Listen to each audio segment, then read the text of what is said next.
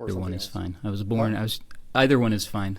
I was born Michael, just another bargain bin name from the 80s, and then eventually that became Michelangelo, and then eventually that became the Ungoogleable Michaelangelo for the obvious reasons that otherwise it's just going to lead you to Ninja Turtles and Sistine Chapels, Turtles all the way down and chapels all the way up. Yeah. Well, thank you for being here, for Sure. taking my invitation. I've delved deep till like 4 a.m. last night because I discovered your 3-part essay on becoming time-faring, which, just added to my list of notes and curiosities and intrigues. So I guess let's just dive right in, right? Sure. Yeah. So let me see where to start. Actually, it's funny because I finished reading The Magnificent From Nowhere about close to 3 months ago now, and was very excited to talk to you again, so I immediately wrote the invitation email, but it just kind of sat for a while. I was waiting for the right moment to send it out, and then about a week ago or so, you appeared in a dream in which there was a movie that, it was like an animated, like Pixar film or something, and I was under the impression that you had directed this film, and I was like, wow, it's really branching out, making movies now. And when I mentioned it to you, you were like, oh, no, I just referenced it because of this little mascot of an owl in there, which corresponded to the phrase, who is the who, which was actually a part of something that I had been writing where I had been involving some of your work. And the who is the who was really a kind of, I was dispelling some of the misconceptions and notions about the idea of channeling, which I think really plays into this kind of inspiration from nowhere, So I was kind of reflecting on this experience that I think I may have talked about the last time we spoke, which was the first kind of breakthrough experience as a painter where I felt like I was channeling something, or I was unearthing a work that had always existed in the repositories of eternity, is how I thought about it then. And I was, with my brush, like an archaeologist, I was literally like unearthing this thing. But I was in a kind of flow/fugue state. So coming out of that, it seemed almost like it had come from nowhere. Mm-hmm. But then I wanted to dispel some of the kind of ontological assumptions that are inherent in the notion of channeling, which is tied up with identity. Who is the who that is channeling? Who is the who that is displaced, And so what it basically comes down to is a kind of a suspension of the abstract sense of self, so that a longer self or larger sense of self, the sense of self becomes dilated so as to let more of it in, and we become, as it were, possessed by process. Mm-hmm. So who was painting? And that's not a question, that's a statement and a testament to the kind of interactive mystery that we're a part of. So I thought that was kind of a good point to start off in. And one of the I'll pull up a quote of yours, which I involved in these writings, which, because I started thinking about channeling, and when we think of channeling, we think of a channel. A lot of people will say, oh yeah, like TV channels. It's like, no, it's a riverine metaphor. The channel is something that carves a pathway from, let's say, the ice crystals of the future melting down and streaming towards the sea of the present, which is the manifestation of the artwork. Mm-hmm. Then the question becomes, okay, so that's the metaphor. Then what is the actual pipeline? Like, there's still some like immaterial, ephemeral notion of some like channel to God or the divine or something else or someone else. But you very beautifully grounded this out, and I'll pull up the quote here, where you bring it back down to the material reality. And let me see if I can pull this up here, because I've put a lot of notes together and I shuffled them around. Give me 1 second here. Well, first of all, I liked this regarding fugue and flow states. You said, contemplating the spatial and temporal vastness of the universe affirms the soul in the same stroke that it destroys the ego, which I think already plays into this getting out of the way. But here's the quote that I was thinking. Science has never discovered mesmeric currents or waves, fields or energies that could carry information psychically mind to mind. But the body itself is a physical conduit, connecting the individual to other points in their timeline. future as well as past. It's why I pin my hopes for the future of the super not on non-local consciousness, a favorite of some New Age authors, but on that most maligned of meats, the body. The body is like a fiber optic communications cable through the fourth dimension. It is literally a higher dimensional object. So now the channel is the body itself stretched through time. So I'll hand the mic over to you to riff off of that. Yeah, well, there's a lot in what you just said. I just want to go back to your dream though, because when you described the dream and said that I was an animator, or I'd animated a film, and then in the connection of something, who is the who, I thought you were going to talk about the article that I just posted yesterday, that, the third in the series that you just mentioned, where I had become an animator. I spent the weekend doing these stop motion animations that I had in the back of my head for years, in fact, based on an old flip book that I had created several years ago, and so I finally did it. I finally dug in and did the film this weekend, and then posted this article, which is also talking about Doctor Who. This is all in the context of a Doctor Who style time machine and what it would look like, and using animation to animate that. So I thought that's where you were going, because you had mentioned those articles. And so I don't know, there could be a precognitive thing wrapped up in that dream. Right, like I hadn't even looked at it, because that was so new. I had already kind of cemented what I thought it was about, or how I wanted to broach the topic, but I love that it's now has like an extra tier of meaning added to the mix, which is something we'll get into in a moment too, in like how these things kind of tend to continue to unfold. But I don't know if there was anything else you wanted to reflect off of regarding the body as the channel or the cable through time. Or yeah, no, I think it's hugely important, and it's where I feel like I'm kind of alone in right now, people who talk about and write about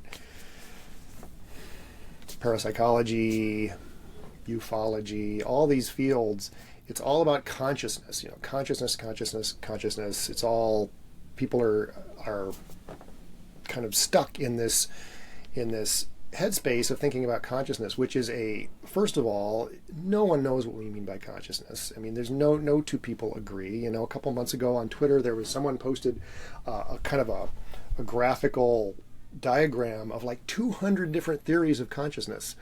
And I certainly haven't read all those theories, but I am familiar with a whole range of theories of consciousness, from the super ultra reductive, eliminativist arguments on one side, to the sort of kind of New Age, theological or mystical arguments on the other side, that sort of make all of them have real worth and are persuasive, but we can't like settle on on one of these ideas and then make it the foundation of our theory of some new unexplained phenomenon like UFOs or psychic. It just doesn't. That's just way premature, and it doesn't get us anywhere. It's not useful. And the stuff I'm studying, specifically precognition, it is specifically manifests in all these ways that Freud called the unconscious. It's all out of the realm of consciousness. Now I know people who want to make a big claim about consciousness, they're going to subsume what we call the unconscious into this larger domain of consciousness. But then there again, you see how unhelpful that is, because really, if you want to understand these phenomena, you really need to have this concept of the unconscious and why it's unconscious, and kind of query that fact. And that's exactly what Freud was doing, over a century ago. And as you know from reading my work, I'm constantly trying to get people to go back to Freud, because he was paving the way for understanding these things. Even though I think he was wrong about some things, but wrong in a way that I sometimes liken it to a mirror. A mirror is wrong. It flips right and left, which is a huge error, in some sense, but you can still use it to shave with, and it's not, it's pretty damn close to being right. And I think that's how I think of psychoanalytic theory in in paving the way for an understanding of precognition. And yeah, it's consciousness isn't going to get us anywhere. We need to think about the body and what the body is doing. And leaving aside the question of consciousness, sure, there may be an immaterial component of consciousness. I'm not saying there isn't, but to understand what I'm writing about, which is precognition and the ways we're engaged with information and experiences that are in our future, it's the body that's connecting us to that. Which is such a simple insight, but nobody had ever really brought it back down to that's the continuity throughout time. Your body was here in the past, and it'll be here in the future until it's not. But I thought it was such a brilliant, very simple thing. It's right there, but there's so much muddled confusion that we don't tend to see it until it's brought up.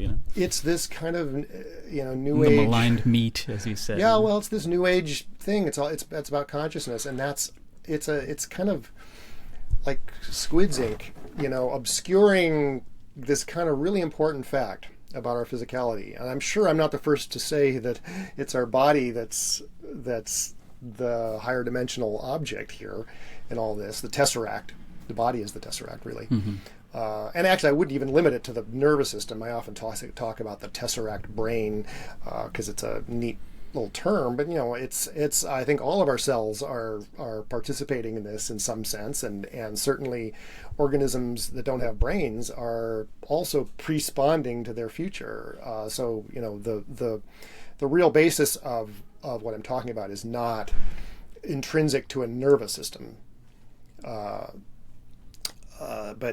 But yeah, it's it all comes back to the body, and there's so many things that could be said about that. I mean, I don't know how long you want to talk about the body, but I'll also add, and this is something I haven't really talked about before, but in terms of developing what you could call protocols for engaging with precognition in various forms, I have found, this is purely based on personal experience, that the more you focus on the body in sort of a meditative mindfulness kind of way, the more you really shut down, the verbal stuff, but also the imagination component of psyche. The more you can kind of quell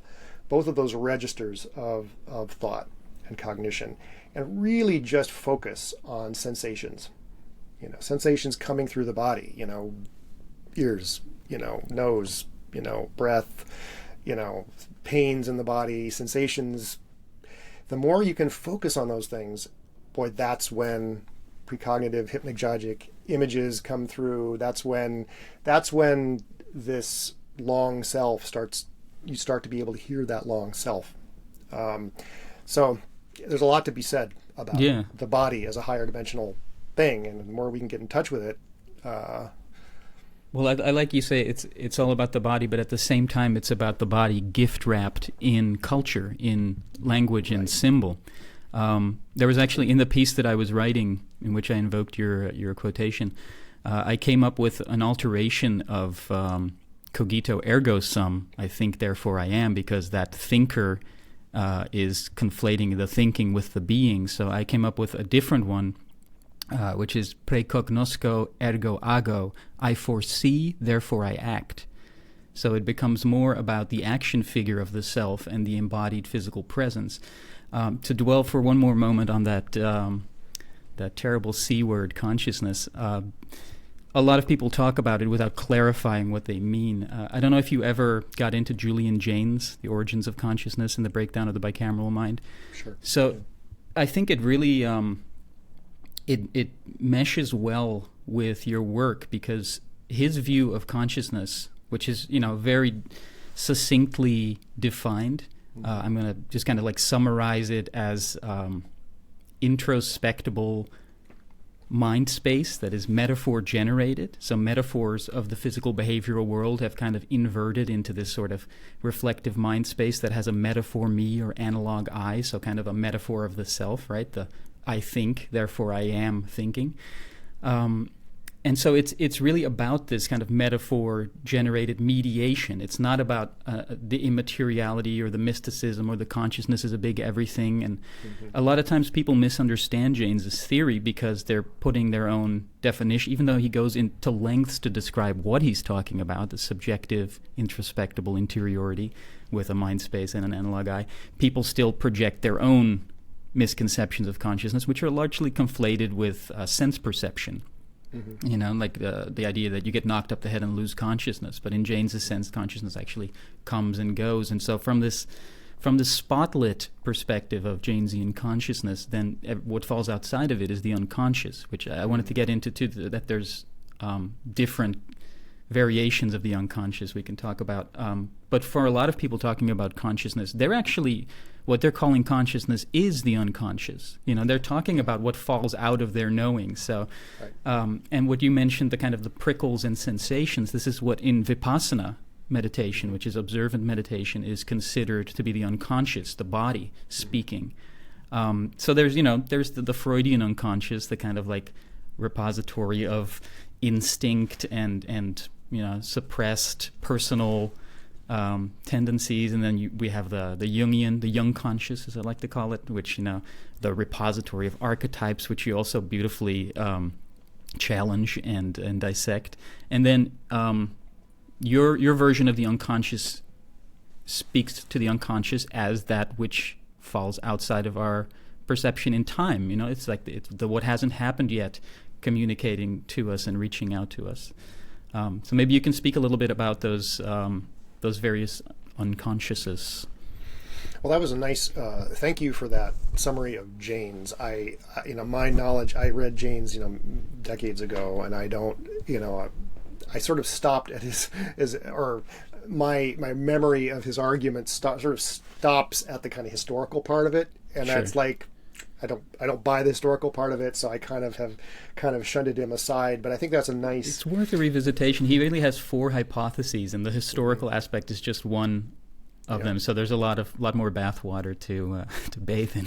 Yeah, but I mean, what you're describing is not too far off from a kind of psychoanalytic conception of psychoanalysts don't really talk about consciousness so much. I mean, they talk about the unconscious, and then they talk about these constructs. Like the ego, and you're really describing essentially the ego, and that's how I don't want to conflate consciousness to self, the kind of narrower sense of self-consciousness, which is kind of like the ego. I don't want to completely conflate those, but I think there's a lot more in common with these two ideas, because the ego is really, and my understanding and my thinking about the ego has like really expanded greatly in the last couple of years in thinking about these subjects. I mean, I think Freud has a kind of a caricature of it, and certainly the ego psychological school of Anna Freud and stuff, the American kind of psychoanalytic tradition kind of makes way too much of the ego as this, little pompous little American little entrepreneur self, that's in control and all that. That's not what I mean. But the ego is kind of this construct that is very importantly imaginary. It's an imaginary construct, and this is where Lacan made an important advance in the theory of the ego, which is his theory of the mirror stage, which is the child, organizes all these disparate sensations and feelings and motives and so forth, or begins to organize all that when they begin to have a sense of their body as an image, and that image only deepens and becomes more and more complex. It's not as simple as just a body plan kind of image, but that is sort of the basis, I think, of the ego as something that is organizing all this stuff, keeping a lot of things separate, and keeping a lot of things distinct and organized, not only in space but also in time. And it really encompasses all of our theories about the world, theories about causation and social causation and material causation. It's all bundled up into this kind of image of a self, an ego as an actor and acted upon in space and time. And this goes to that what I was talking about, those kind of meditative techniques of not only getting rid of sort of the internal monologue, but also finding ways to subvert the kind of really background sense of the ego as a spatial disposition of sensations and thoughts and feel and so on. Because I've found it's precisely when you can finally lose that image, that faint image that's organizing all your sensations and keeping them separate, that's when you have these samadhi experiences that, like, oh my, of complete connection and right. Dissociation in a kind of blissful sense of, wait a minute, there's no distinction between my breath and reality and that sound over there, and it's no longer a sound over there and a sensation over here in my side and breath in my lungs. It's all one thing, and that's a function, I think. I think of this very, very kind of reductively almost, that it's a function of getting rid or suppressing temporarily that ego, that right. Ego in the sense of that organizing structure. Well, it's worth noting too that in Jamesian consciousness, one of the facets of consciousness is spatialization. Giving mm-hmm. spatial dimensions, spatial qualities to non-spatial things such as time. That's why mm-hmm. we think of time in a line. And right. Actually, I don't remember my dreams from last night. I just remember that I was kind of, I'd been preparing for this, so I was kind of like formulating thoughts. And one thought that came to mind was, what is it that keeps us trapped in time? And the answer for me would be language, and the way that metaphor generates this idea of like subjective consciousness, the conditions, the tensions of time, past, present, future, and things like the spatialization. So in those moments when we kind of dilate the self and allow more of the present to come into being having its roots even in a Sanskrit word that means to breathe and grow. So we're not even talking about a static sense of existence. We're talking about what you're saying, this becoming a part of a process, which again, I want to forego going into like the free will talk, because you've gone through that on pretty much every podcast I've listened to, including the last time we talked. But again, I think that idea of like the will, I think gets replaced with willingness, or like the freeing of the will, so as to become engulfed in the fugue or flow state of this participatory, respiratory ebb and flow of reality, So it's I think that comes down to kind of the Zen idea too of the kind of like going with the flow, to like give it a platitudinal spin. Yeah, well, you mentioned language, and there's a lot of people have argued that it's language that's the kind of prison house of language, that is what kind of keeps us locked in these kinds of structures, and even Jacques Lacan, who I think made great advances over Freud, even he, as a French guy, was, they really love language, the French, and they make language the center of everything, whether it's a French alchemist or a French, anthropologist or a French psychoanalyst, it's all about language and the symbolic, the symbolic mm-hmm. dimension. I really think that there should be more emphasis placed on that imaginary dimension, that imaginary register. By imaginary, do you mean imaginal, like literally like based in image? Well, I mean, or do you mean as in like a confabulated I mean abstract? what Lacan meant by the imaginary. That's, and I think Sartre used the term in the sort of the same sense. It's the visual, kind of the visual nonverbal mode of thought. Okay, mm-hmm. So it's imagination. You can call it the imaginal, but I'm not talking about an imaginal realm in the Henri Corbin sense. Or actually it was Frederick Myers, I think, who introduced the term imaginal. But but really there are two modes of thought, and we're hyper aware of the language mode, because once we acquire language, we start an internal monologue, we talk to ourselves, so we think of thinking as talking inside. But before we are ever talking, we are picturing. We are arranging things in space, we're seeing our reflection in the mirror, we are drawing, and then we are constantly imagining, picturing inside. I mean, now it's on a spectrum. There are some people who aren't aware of having inner pictures, but most people do. And it's a very basic mode of thought that's sort of in the background, but it's hard to become aware of. And you can become aware of it in meditation practices, because you're aware of the monologue, and when you stop the chatter, you then become aware of these images that are governing how we are organizing our sensations and so on.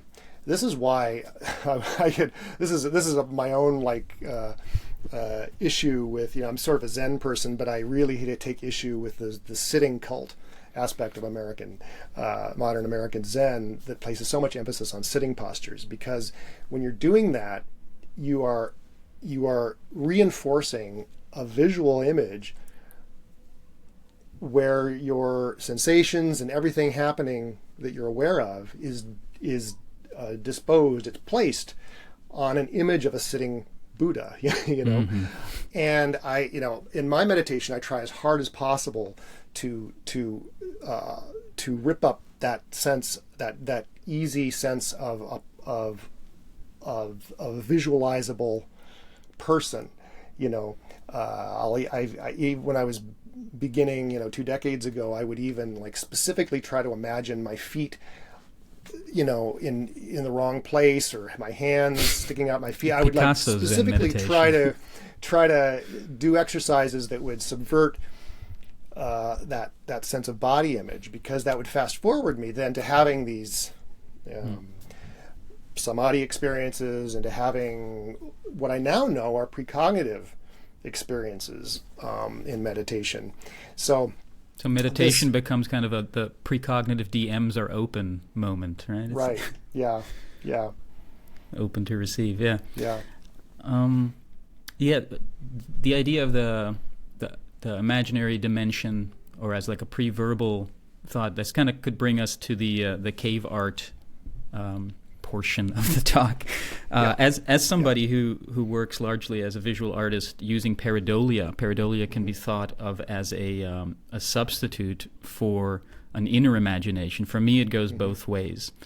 So also in the Janesian thought, this interiority was kind of jump-started around the time that writing came into play, because now instead of hearing the pre-conscious era bicameral hallucinations of dead gods or ancestors speaking from one side to the brain to the other, which I also think has a tie to long self, daemon, genius, precognitive kind of admonitory control system. But so since the writing machine kind of inverted and gave us, you mentioned squid ink earlier, I think it might actually be pen ink, that has kind of penned our sense of selfhood, or that inner voice is really the reading voice. But in that conscious era, whether that's bicameral or something else, there's this idea of the Flintstone fallacy, the modern Stone Age fallacy, where we project our modern mindset into earlier times. So I heard your conversation with Jeffrey Mishlove, and he mentioned, talking about the cave art, that they were, this idea that there was some kind of interior process to that. But as somebody that works with pareidolia, I realized it doesn't require interiority. The interior is actually infiltrates the exterior. And so I don't think necessarily that these people that painted these forms on the walls were thinking of these animals or wanting to depict these animals. It was more like they were already there, and the hallucinatory precognitive framework that pareidolia prompts became a means for them to trace these lines, and then suddenly they had proto-cinema flickering in the flames and running across the walls. Yeah.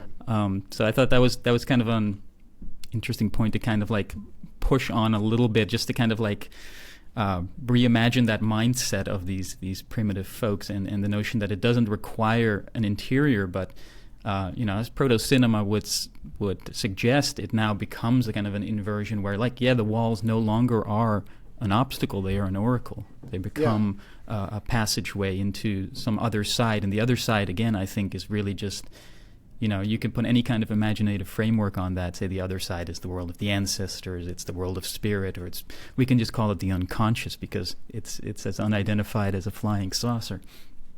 Yeah, and I didn't mean in my book to imply that, they're imagining something, whether in a trance or whatever, and then painting on the walls necessarily. I mean, there's a lot of instances where it's very clear that they were engaging in they were bringing out what they already saw, in the features of the cave wall. I think that there's a range, I think that's certainly a big part of it. I think there were probably also the kind of more visionary experiences which would then be depicted and recorded. And then there were also, and to be fair, I think it's certain that there were also the more typical kinds of what we would now recognize as art, which is having an idea, working it out, and then composing it, and then executing it. There certainly is that. In fact, a famous example of that is the I think it's one of the panels in Lascaux was clearly composed. It was not something that was necessarily, we don't know what the origin of the idea was, but it was not something that came out of pareidolia, or even in a spontaneous kind of dream situation. It's something that clearly the artist had worked it out outside, probably a stick in dirt, and then was bringing it into the cave and executing it. Which piece are you particularly thinking of? I'm not remembering the specific example. This is I think I'm trying to remember the name of the author who points out this example. But the point is, there is a spectrum of cave art, and it ranges from the pareidolia you're talking about, or the what Dali would call the paranoid critical method, to shamanic kind of images that were probably generated in kind of shamanic experience of one sort or another, whether it was dream incubation or something else, and then more composed. I'm skeptical of it, just as myself. A lot of people will look at some of my art and think that it's like something that's thought up, but for me the act is like Lynch would say, they want me to talk about the movie, but the movie is the talking. Right. the ideation is the brushwork itself, tracing these, at one point tracing and at one point chasing the lines into being, because sometimes they simply just show up and I trace them, and it doesn't require an interior plan or motive. But I mean, it's neither here nor there, so we can't really pin that down further. Let me see here if maybe we can pivot.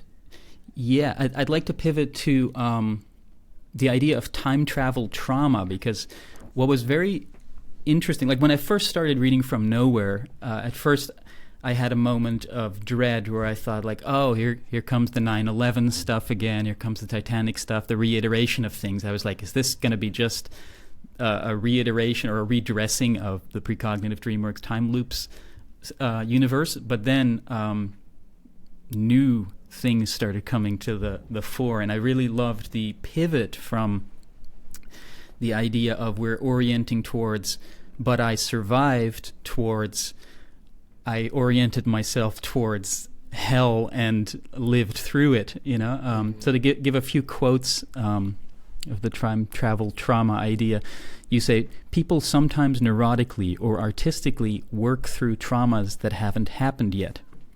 The notion that prophecy might act as a kind of trickster predator in our lives and guide us roughly towards rather than away from existential challenges is, I suspect, close to right.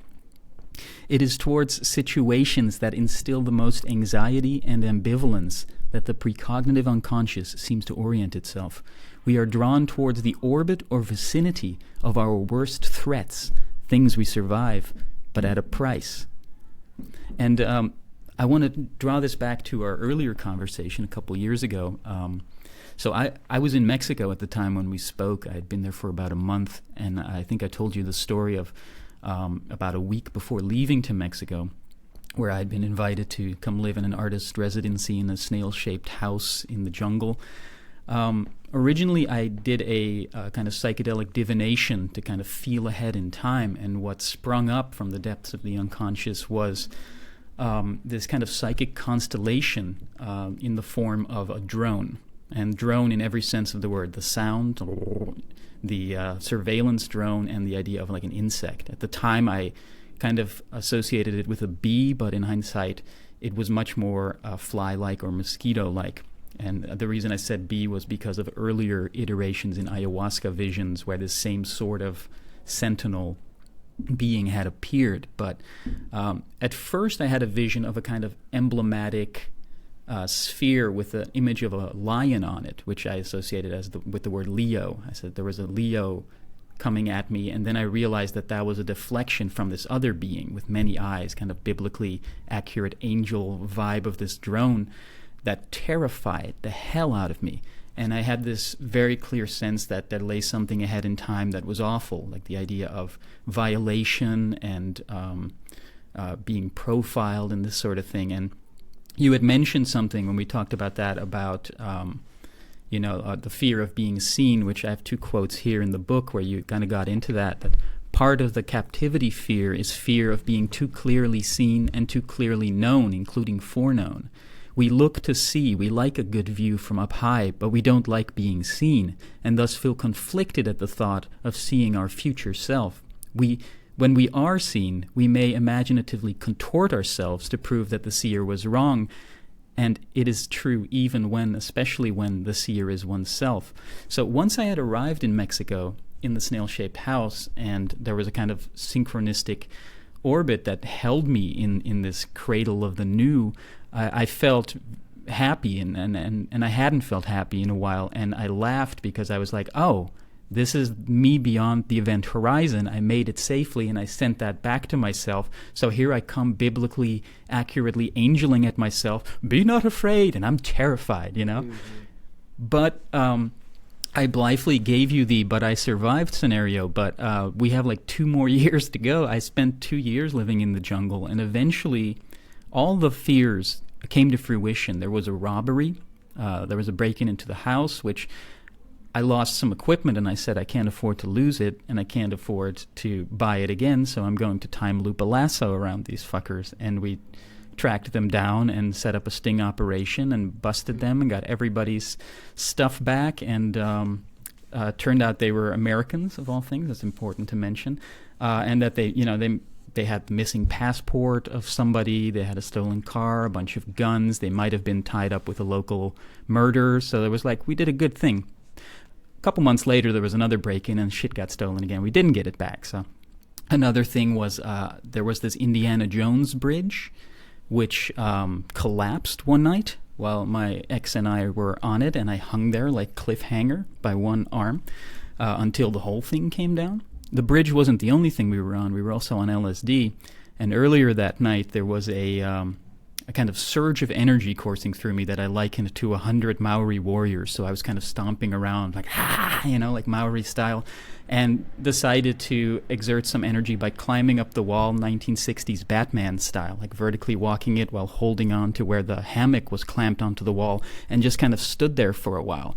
Later, I looked back and I was like, I was priming my grip for the moment of the fall when I was holding on, like precognitively preparing myself for that. Right. And then most notably, and this makes the whole precognitive psychedelic vision completely ridiculous to me, is that I ended up leaving the jungle because a flesh-eating protozoa, flesh-eating parasite, infected me, which now I have a big scar on my face here and on my hand. Likely, this is due to the deforestation efforts out there for building the train Maya, and this has unleashed the ancient evil of leishmania. Has unleashed leishmania, which is a single-celled organism vectored by a sandfly. Now, the sandfly was likely hosted by a little cat that had wandered in from the jungle with these tumors, which is how I first learned about leishmania, and we had named the cat Little Leo. So the cat as the diversion, and then the very very clear, like the constellation of the image of the fly. And of course, in time travel or teleportation lore, the fly, it's hilarious, you know. It's the fly got into the into the teleporter and meshed with me. So I very much resonated with this new kind of sinister spin you've put on there of it's not just happy-go-lucky, we're orienting ourselves towards safety, but we're orienting ourselves through a tempest towards safety. Yeah, well, that's a fantastic story, man. Or I say a fantastic example of what I'm talking about, but not a greght story. But I survived. I'm glad you survived, and that's a relief. I think for all kinds of... It's hard to phrase this in a way that is accurate, because people are going to hear that and think that somehow there's a higher force pulling us toward these situations. I think you can look at it in all kinds of different ways. You can look at it. I like to look at it in an Einsteinian way. In the Einsteinian universe, a photon takes a straight path in curved space-time, and I think the space-time of the self, the long self, the space-time of our biography, is curved by these traumas, by these close calls. And it's like the kind of the way the space-time is warped around a black hole or warped around a neutron star or whatever.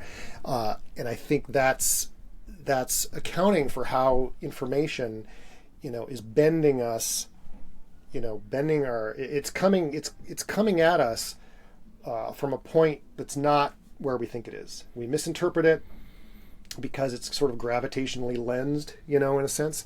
And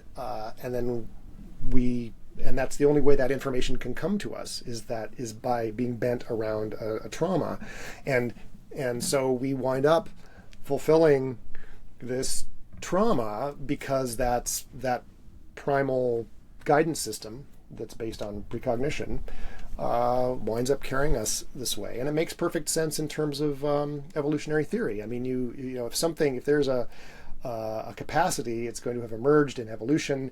It's going to be related to survival. It's going to be related to surviving things. It's something I sort of kind of philosophize about a bit. I get kind of Nietzschean at the end of the book, because I think there is this sense that, it's kind of if it doesn't kill you, it makes you stronger kind of thing. Well, I think that does kind of work, in an evolutionary sense. Plus the absorption of the trauma before it happens gives you a chance to process it before it happens. So I think that had I not had to deal with the, let's say the pre-verbal, or what I call it fabula rasa, which is like a play on tabula rasa, it's like blank fable, If I hadn't dealt with it beforehand and come to some kind of peace with it, when it all went down, it probably would have been more traumatizing. Not to say that it wasn't, but I think I handled it all pretty well, and toured with it as like, now it's part of my biography and part of my story, and I love how your work brings it back to that. Which again, the idea of like the kind of like non-local consciousness and all this stuff, it's so depersonalizing, and it completely disregards our biography and our personal lived experience, not from an ego point of view, but from the action figure point of view of the self. Yeah, and I mean what you said that you had like gripped on, you were your precognitive experience was preparing you for survival. It was preparing you to survive. Thanks to the Maori warriors. Yeah, and the analogy I use in my second book, Precognitive Dreamwork and the Long Self, is of a precognitive airbag. In a vehicle. If nothing else, it's cushioning you. It's preparing you. But I think it does really more than that. It really prepares. It prepares you to deal with the situation. You are primed and you are prepared to deal with the situation when it happens, even if you're not aware of how. I think, it has triggered. It's activated. Certain necessary. It has created probably certain synaptic connections that are needed then to confront the situation, even if you're not aware of that in advance, or even when it happens. That's That's an incredible story and really vivid. I mean, that's wild. Yeah, it's. I've been working hard to. This is what the thing I'm writing, the book I'm writing now too. It's like it ties all these things in there. And I don't know. Did you get a chance to watch the video that I sent you? Yes, I did. You did. So that also. I had watched it originally too. Oh, okay, cool. I refreshed it. Yeah, I mean that also has like such a weird, with proof, like long arc. And it all ties into like with the scarification of what I call the good side of my face, because this side has a big mole on it that, I've gone most of my life without really addressing it in anything that I do. But suddenly when my other side of my face became mutilated, I'm like, well, let's just talk about all the sides. And the Dutch word, because that's another thing I wanted to say, because I'm a Dutch native. So people ask me often, like, what language do you think in? And my smart-ass response is that I actually think in a fleeting, transmogrifying stream of images, but when I can't see those directly, I catch the linguistic aura off of it, and that kind of refracts in English, Dutch kind of cross-reference. But so I hadn't been back in the Netherlands in 10 years. I hadn't seen my mother in 8 years, and the Dutch word for mole is moedervlek, mother stain. So it became like kind of like this new mutilation led me to acknowledge the mother stain and return to see my mother in person, which is tied up with the story that I told about the balloon animal fears, and then being in the hot air balloon and seeing this absolutely absurd concretization of this like 30-something-year-old vision. It was absolutely bizarre, but I don't question it anymore. And I started to, as I mentioned in that video too, I started to do these oracular interactions, like using tea leaf readings and oracle poems as a kind of way to create a space for magic and synchronicity and catching precogs in a teacup, allowing these things to happen and basing it around the not the immaterial, supernatural side of things, but really about the human connection.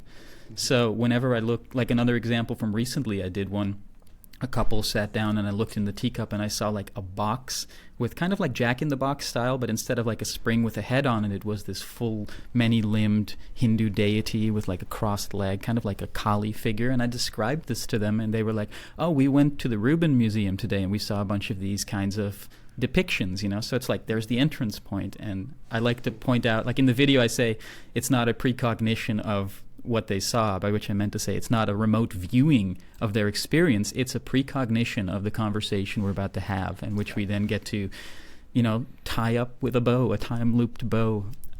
So I find it interesting to find these practical applications aside from dreaming through psychedelia as well. Work with DMT has also been very fruitful, I find, in catching these kind of like time firewall encrypted zip files from the future, and not even the very distant future. It's usually like 24 hours or so before the thing loops back, and it's been really fascinating to find. The more and more, of course, the more where you put the attention there, it becomes lively, but the more I've kind of honed in on this, the more it yields in material that exemplifies the machinations of how this stuff works. Well, I really like what you said about the tea leaf reading, and also in that talk that you gave the Olympic. What you're really keying in on is this. So what I sometimes kind of lamely call the social orienting function of precognition. That's really a bad term, because really what I mean is it creates connection.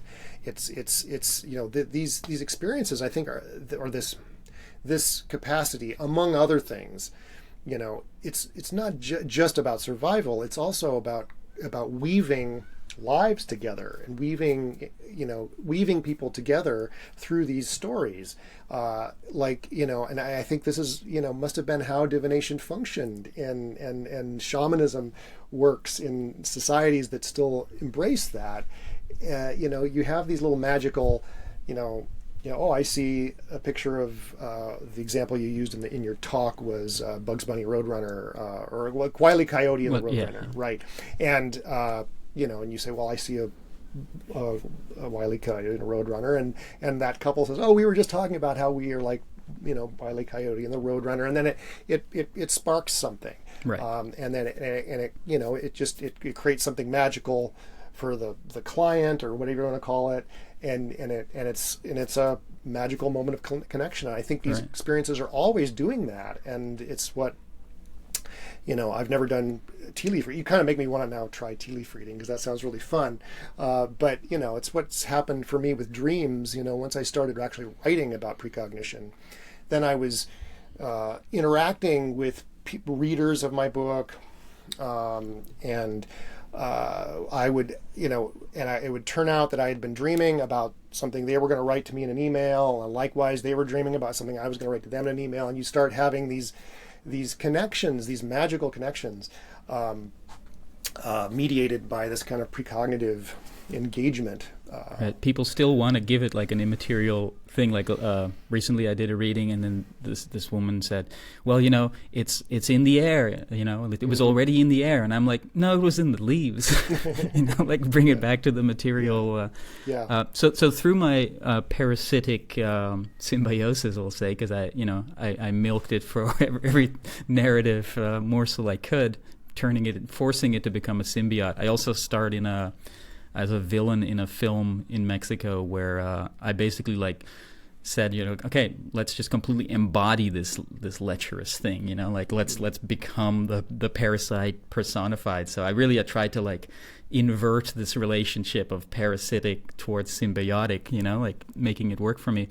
But one thing that came out of it was as part also of my psychedelic maturation process is to, I used to go into the visions and, reach out towards entities in the astral plane. And then it came down to maybe it's actually, all this stuff is in the body or is in the mind. And then it's oh no, it's actually in the garden all around us. And this idea of microbiological realities, the idea of, fungi, bacteria, parasites, seeing how this tiny organism could have such a big impact, and the notion that microorganisms build, heal, and sustain this world and break it down as well, is something that's largely, I think, overlooked as well. So when we think of, Janesian consciousness is a very specific thing. It doesn't speak to all of mentation, as a whole. And so I started thinking of then what is mind?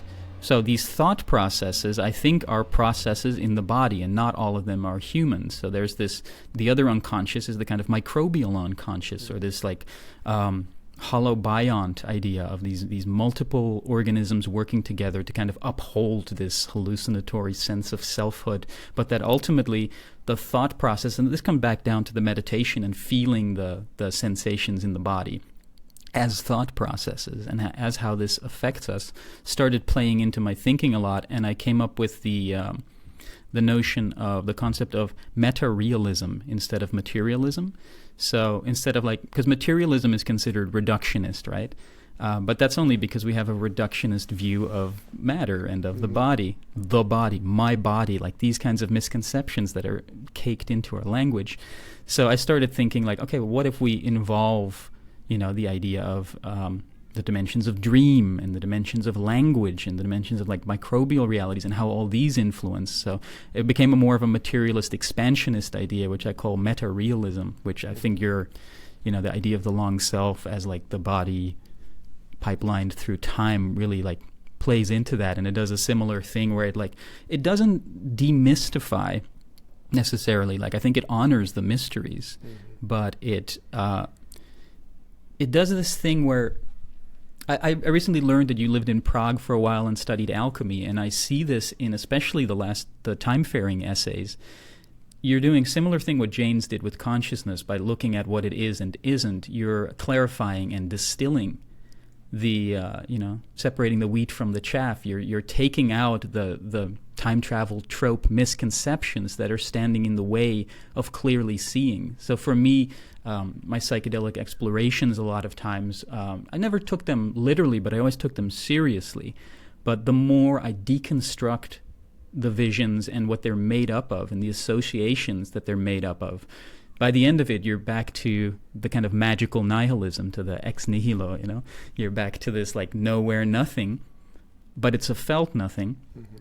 And for instance, a vision of upright lemurs that took me on an astral voyage. Then I learned that lemurs in I think it's in Roman lore, they used to be like the spirits of the dead. Well, ayahuasca is the vine of the dead, so that's very accurate. And my nickname at some point was Maki, the Dutch word for lemur. So there's like all these different things. The more you peel away at it, the less that's left over from it. But I guess what I want to speak to is a personal relationship to culture. The notion, like, there's the trope of, take Jesus into your heart, which to me is a personal relation to folklore. Making it your own, finding out what it means to you. Like, I've learned a lot of things about Mexican folklore because I would encounter beings in the pareidolia of the stones of the house, and I would take photographs and outline them and bring them to the fore, and then learn about, for instance, these chaneques and alushas, which are these like folkloric little gnomes or goblins of Mexican folklore, which then, learning about that, seeds back in time for me to find these apprehensions. It's like, so are there actually alushas or not? Yeah, through our personal relationship, there is a reification and deification that takes place. And I think, if anything, especially From Nowhere, is kind of an ode to a lot of your artistic influences or heroes. And it becomes about this connecting the dots between them and a personal relationship to, say, David Lynch, H.R. Giger, Cy Twombly, and all these kinds of characters. And one last thing to add to that, and then I'll pass it over to you, is that, we tend to think, the unconscious, the collective unconscious, a repository elsewhere, right? Mm-hmm. The idea of an immaterial realm where archetypes are like the architecture of the psyche. They are the bones. But looking at it from a retrocausal point of view, they're not necessarily the bones so much as that they are the adornations of the psyche. They are not so much impressed from beyond and onto the world, but from the world onto the beyond, in the sense of Jane's metaphor-generated model of the mind space.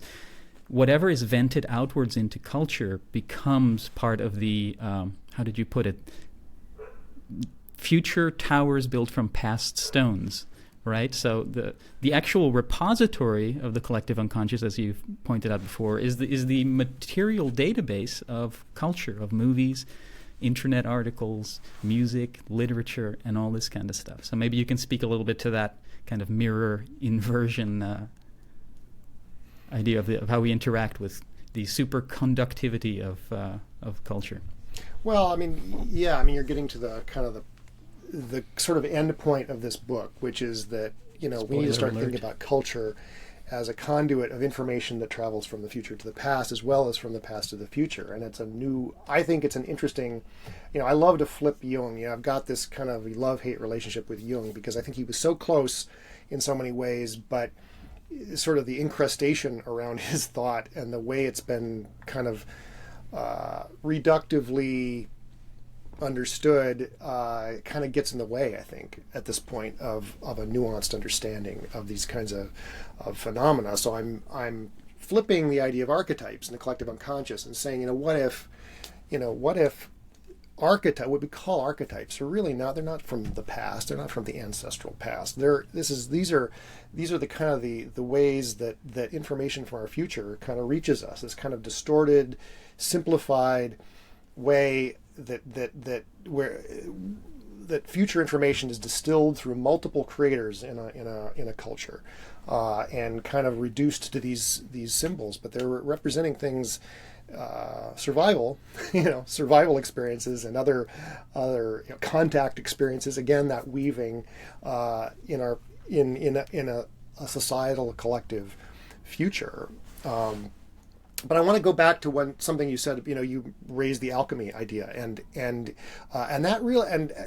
this is important. The idea of how to look at materialism versus the way you said it's characterized as reductive. Well, I'm a big fan of reduction, but I think of reduction in the sense of cooking. Or alchemy. You could either one if you want. Or cooking an ayahuasca brew to bring the two together, reducing it to the potent goo. Well, I'm a cook in the kitchen, a plain old cook, but I love, there's nothing better than caramelized onions, or reducing a broth to get that essence. And so when I think of reduction, I think of exactly what you're saying. You're extracting, you're extracting an essence that is, really the gold, And, so when, people, there's a reduction in the sense of kind of the stupid sort of, Richard Dawkins kind of reductionism that even most scientists don't agree with, that kind of boneheaded, there's nothing to reality but balls hitting each other, and that's no materialist thinks that, and that's not that's a complete straw man idea. Reduction is really being critical and working through reality to get that essence. And that's what I think of as the boons of kind of a materialistic approach. There's a gold inside material reality, and and if you are persistent and just have the patience to cook it down, you can get somewhere. So yeah, I guess my approach is kind of alchemical. I had not thought of it in those terms at all, but that's. You sparked an interesting. It's really how it struck me, because just to bring it back to the psychedelic exploration, the more I've dispelled ideas, because there's always, in the flash of the DMT revelation, for instance, there's the sense of what are we dealing with here? Like, it's very UFO to me. It's a very it's not as cut and dry as people will in the aftermath explain it, you're in a room and there's this thing and that thing and that thing and this elf and that thing.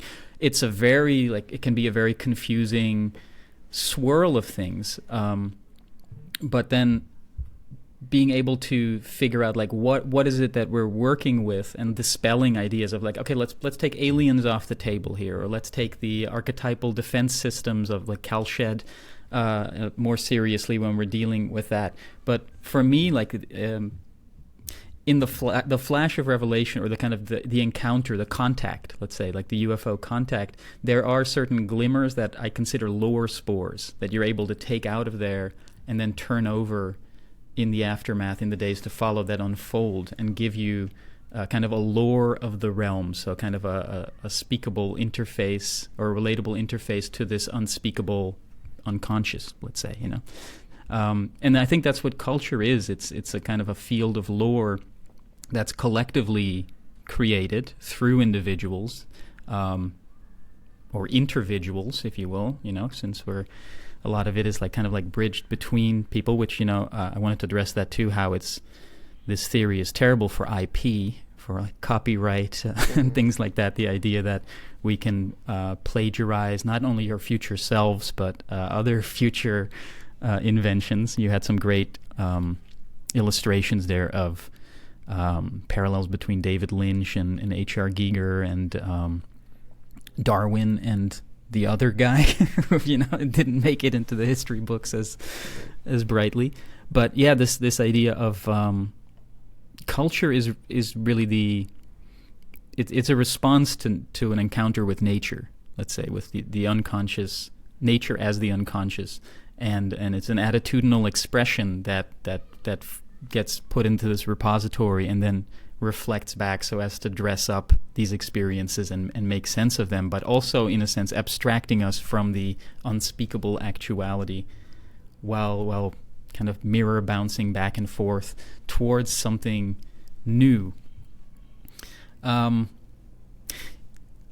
other thing I wanted to bring up, and I don't recall if you mentioned it in this book, but I think you kind of took leave a little bit from the idea that we can only precognize as far as our timeline.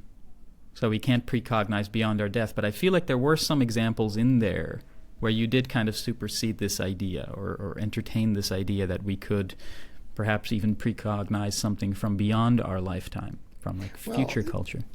Well, if, I can't say for sure that we don't have some sort of conscious existence beyond death. But I mean, I'm not going to go there. And the evidence that's compelling to me is that precognitive experiences are the same as memory for the past. We have a memory for the future, and those memories are of our lifetime. But you can precognize, particularly in an artistic tradition setting or an initiatory setting, you can precognize other people's precognition. And that's what, artists relating to other artists, for instance, in a tradition, that's what they're doing if art is precognitive. Insofar as art is precognitive, an artist's interaction and response to another artist's precognitive inspiration could be precognitive, which automatically sets up a potential chain of influence that is retrograde in time, not forward. So that's where it's on that basis that I offer the idea that archetypes could be the way information refluxes. So it's kind of an overlap in, if I understand correctly, you're saying that somebody whose life supersedes your life might precognize something from up ahead, and that kind of like a champagne fountain kind of trickles down. Well, the example I get, and this is obviously hypothetical or speculative, we can't know for sure, but one of the examples I give in the book is Jacques Lacan, the psychoanalyst, used this image in a lecture in 1966 to describe the libido. And this image is almost exactly the same as the face hugger in Alien. Okay, it's this flat being that bursts out of an egg, it attaches itself to a person's face, and cannot be cut off, no matter how much. And it is terrifying, and people would join forces to defeat this monster. Okay, it's very striking. The language he used and everything is exactly like this scene in Alien. But Jacques Lacan died like a year after Alien came out, and he was an old man, and I can't imagine that he went to a theater and saw the movie Alien in 1979. But he did spend his life listening to people's dreams. And movie scenes, especially scary movie scenes, are very prevalent in precognitive dreams. I even know there's published cases of precognitive dreams of scenes in Alien. I mean, Alien is full of very precognizable images. So what if one of his patients had a precognitive dream, related this image from a precognitive dream about Alien, and then that somehow worked itself into his own unconscious back in 1966 when he was creatively formulating an idea of how desire works and the libido, and that it manifested as this image. Well, that's the kind of mechanism I'm talking about. Yeah. That theoretically images could pass backwards through the generations, because it's that old cliche. It's a Sam and Levinson joke from when I was a kid. Insanity is hereditary. You can catch it from your kids. Okay. Well, I think we can catch images from our kids. Students catch images from teachers catch images from their students. Initiators in, say, an ayahuasca tradition could catch images from the dreams or the visions of their initiates. And when you set up, generations going through time, there's a conduit there for information, cultural information, symbolic, kind of reduced symbolic information to transit backward through the generations. So it's a way for prophecy. Right. Prophecy, a conduit for prophecy to work just as it was said to work in biblical tradition or in the ancient world. So there, it's a way of transcending the mortal. That's a really fascinating framework to look at it through, this kind of cultural bridge between bodies or between long selves. One thing I wanted to bring up, though, because this idea of Lacan and alien was based on the presupposition that Dan O'Bannon would likely not have stumbled upon this French psychoanalyst, but I wanted to mention he lived with Jodorowsky in Paris. So there's a good chance that, Jodorowsky would have known about Lacan or would have, somehow introduced him to that, because there's the Parisian element and the psycho-magician. So there is a chance that could have been part of it too, but I don't discredit this idea. I think it's a really potent and ingenious device of which to kind of bridge the gap of incredulity around this idea. I think it's really... Yeah, that's really interesting. I don't know enough about Jodorowsky to know, to know what his reading habits were, but sure, that's an interesting idea. Yeah. I know you have to leave soon. It's about 20 minutes till 3. Like, how long do you think you still have in you? If we can wrap it up by 3, that'd be good. Okay, great. Yeah, I've still got some notes we can we can rifle through here. This was, first of all, the distillation of Stalker, which I love that film, but I love it against my better judgment. I love it. It's a hard watch the first time. The second time you get more of it lengthens your attention span to really like grasp what's happening in there, because it could have been a 30-minute short film, but it would have to cut out all the magic and the philosophical conditioning of ambience. It's easier to watch than some of his other films. True, I'll say. True. I mean, that's, to me, that's an easy Tarkovsky film compared to like The Sacrifice. I see. I haven't seen The Sacrifice. I know Solaris is probably his easiest to watch, and then maybe Nostalgia. But I loved your distillation of the themes in there, and there's a quote here from you, which this might have been related to Stalker, but also to this other short story, which I thought was really interesting. It says, "The danger of the wish-granting room is that your deepest wish won't be what you believe or expect it to be, or whether it is that you won't be able to articulate it with the exactness demanded by the letter-fixated tricksters of folklore is left ambiguous." So this idea of like inspect your expectations, or what we think our wish would be. I think the story was about a man who lived a normal life and then wanted something more extravagant, so he goes into the wish-granting room and then finds himself back in his normal life, because at the deep at his core, that's really what he wanted, and he had always wished that upon himself, which maybe you can speak a little bit to those themes, because I think that's really potent. Yeah, this goes back to one of the reasons why I cleave so to the psychoanalytic tradition, because, Freud, I think, really hit on something crucial about the psyche or the self, which is we do not know ourselves deep down. And while I'd say one of the sort of goals of Freudian and Jungian psychoanalysis or psychology was to kind of excavate that buried self or the unconscious. Freud's, where the id was, there the ego will be.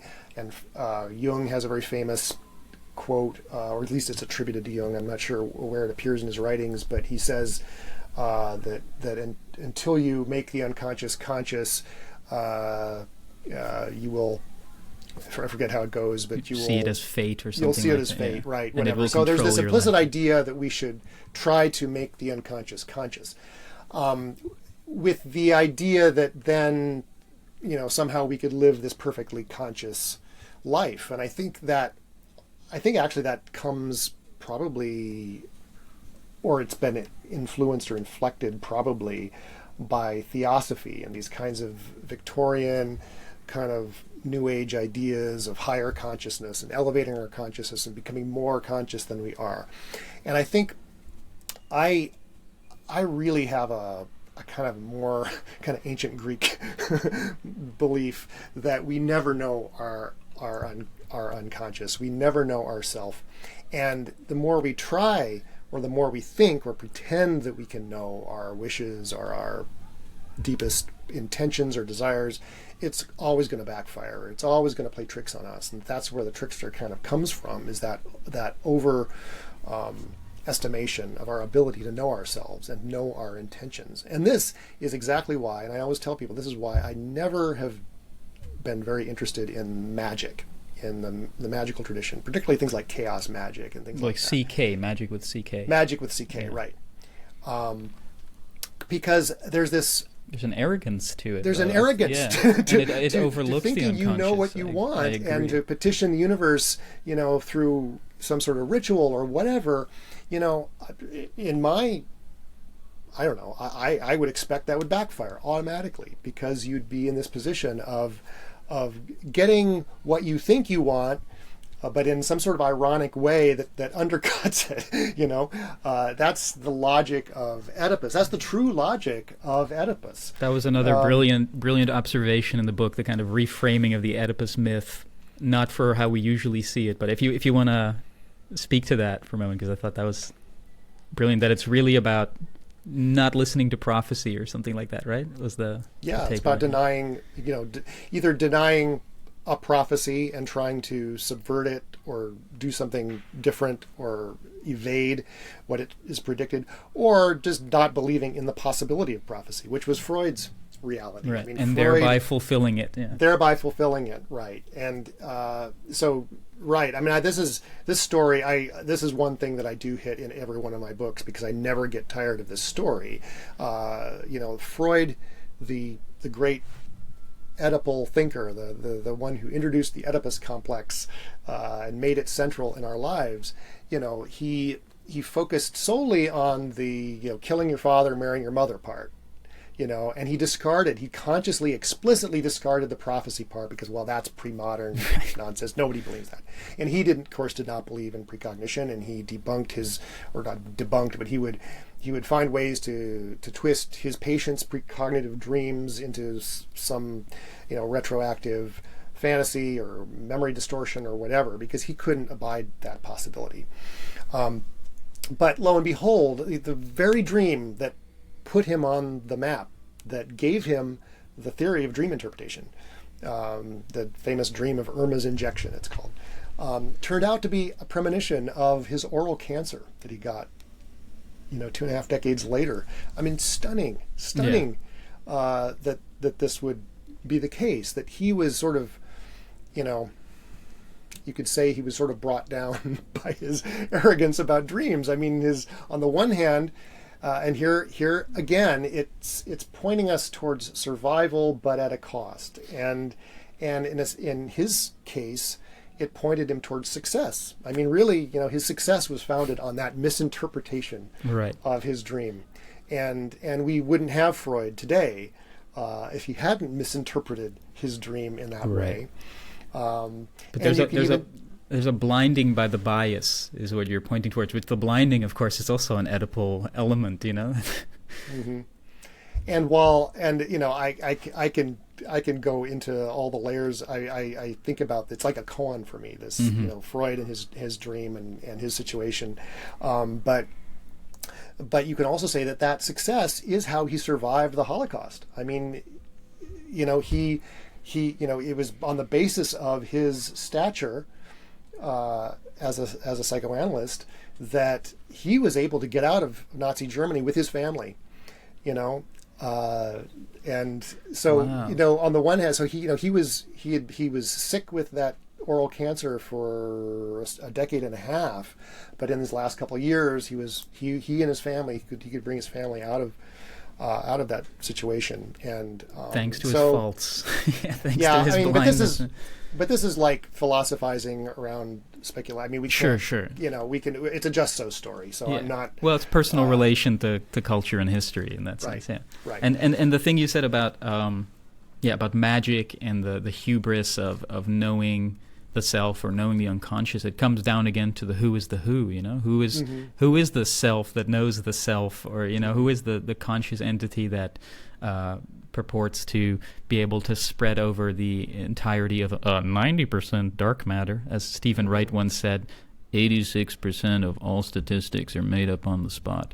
So, so it's the hubris with which we can approach these things. I do believe in magic, just with a C at the end, as in like a qualitative experience, which I think time loops and the idea of from nowhere definitely hint at.